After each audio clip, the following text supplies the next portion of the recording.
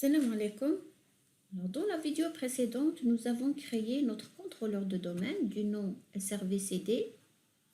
Donc, ce contrôleur de domaine, nous lui avons donné une adresse IP de 192.168.1.254/24. Nous avons créé, donc, on a installé le rôle ADDS. Le rôle DNS, il est installé donc automatiquement par défaut.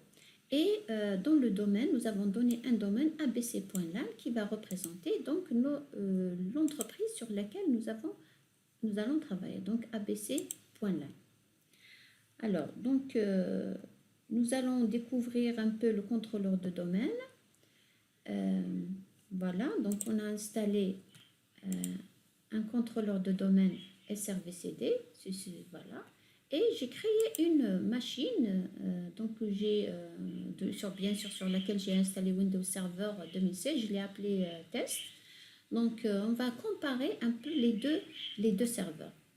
Alors, justement, donc lorsqu'on a une machine sur laquelle on a installé Windows Server, donc peu importe, Windows Server 2008, 2012, 2016, 2019, donc, on l'appelle un serveur autonome. Donc, il a un système d'exploitation serveur, mais il est autonome.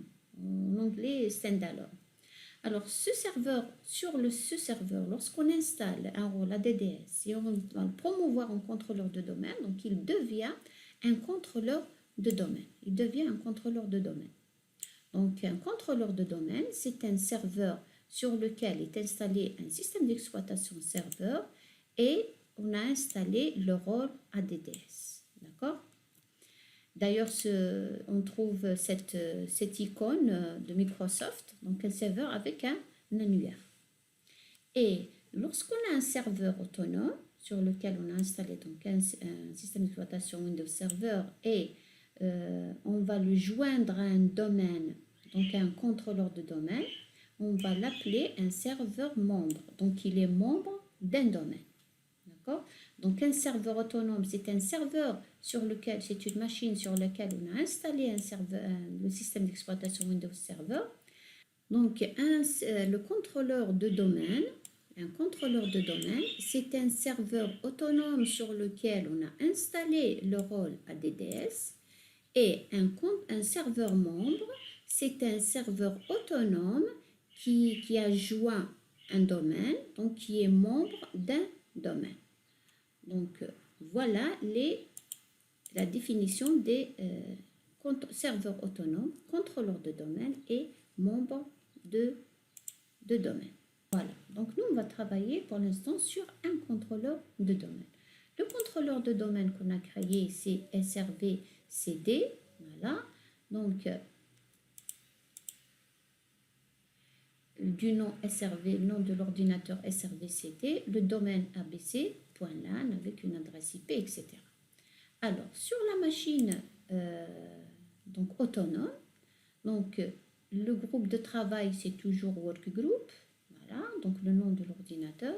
Si je vais à propriété pour voir le nom complet de l'ordinateur, donc le nom complet, c'est SRV test. Pour l'instant, le groupe de travail, c'est workgroup, d'accord?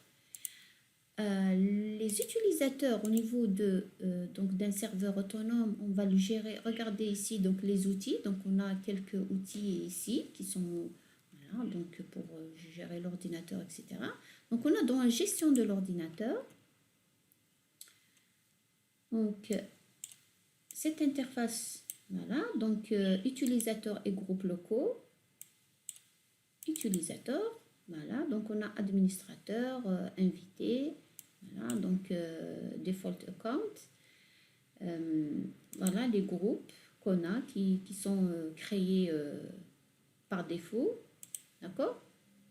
Donc, en quelque sorte, c'est la table qui va, plutôt, c'est l'interface qui va gérer la table SAM. Si vous vous rappelez, Security Account Manager, c'est une base de données sur laquelle tous les utilisateurs et les groupes sont créés et leur gestion donc, se fait par utilisateurs et groupes locaux. Alors, si on revient maintenant au serveur de domaine, le contrôleur de domaine. Sur le contrôleur de domaine, donc les utilisateurs Donc, si je reviens un peu, voilà, je suis sur le contrôleur de domaine, dans outils. Donc, si je vais dans gestion de l'ordinateur, voilà, donc gestion de l'ordinateur. Alors, est-ce qu'on trouve utilisateur ordinateur locaux? Donc, voilà, il n'y a plus cet utilitaire. Donc, parce qu'il n'y a plus de table SAM. Donc, les utilisateurs et ordinateurs, donc les objets utilisateurs, ordinateurs, enfin, les objets du réseau sont gérés, donc sont enregistrés dans une base de données qui n'est plus SAM, mais qui est ntds.dit. Si vous vous rappelez bien, lors de l'installation, on nous a demandé où est-ce qu'il va installer donc, la base de données de l'annuaire. Donc, on a laissé par défaut c'est Windows NTDS. Donc, la base de données est sur ntds.dit. Donc, en allant dans le C,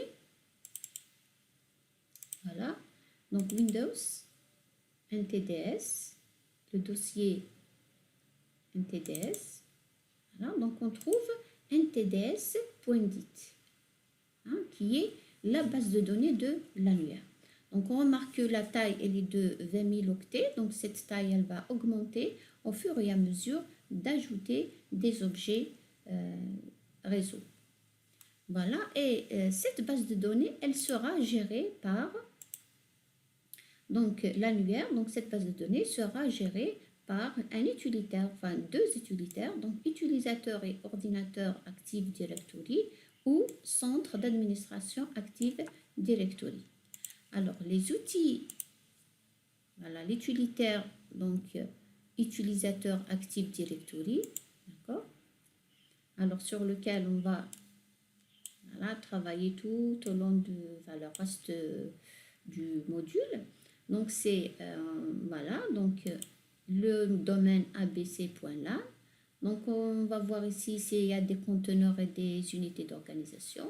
Donc il y a users, voilà, donc c'est là que les utilisateurs sont créés. Vous voyez donc administrateur et tout ça c'est des groupes et utilisateurs par défaut. Default account, si vous vous rappelez, donc default, donc on a on va revenir à utilisateur ordinateur sur voilà,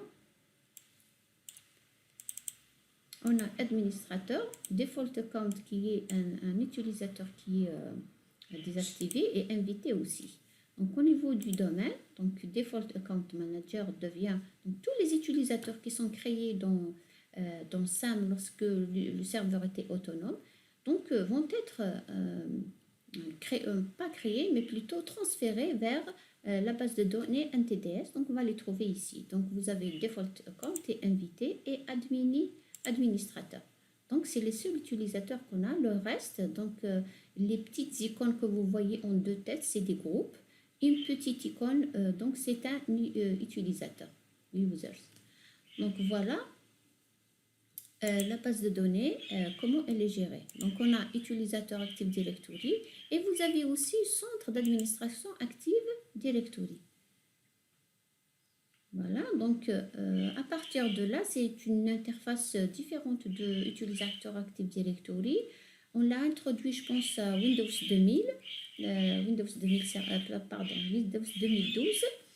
Non, mais sinon, utilisateur Active Directory, il a toujours existé, donc je pense depuis 2003.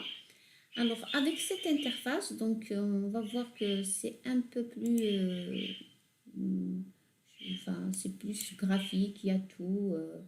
Voilà, donc par exemple, abc.local, users, donc on a administrateur, on a default account, où est-ce qu'il est? Il est là, et l'invité, voilà, il est là. Sinon, le reste, c'est des groupes donc, créés par défaut.